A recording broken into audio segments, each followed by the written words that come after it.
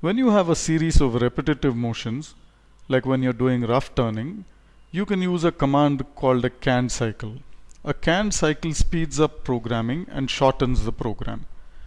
This animation shows a rough turning operation that can be programmed with just a few lines of can cycle command.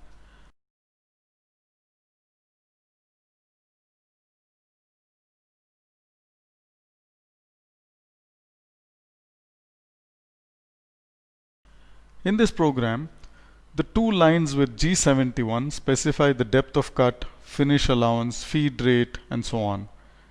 The lines below specify the shape of the contour to be cut.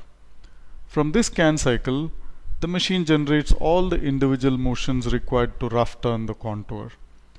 These few blocks replace maybe 60 or 70 blocks that you would have otherwise written.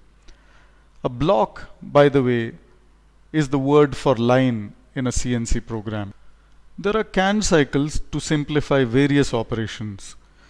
This is a can cycle for threading. Just these two lines with G76 define a threading operation with multiple cuts, like the threading operation in this video.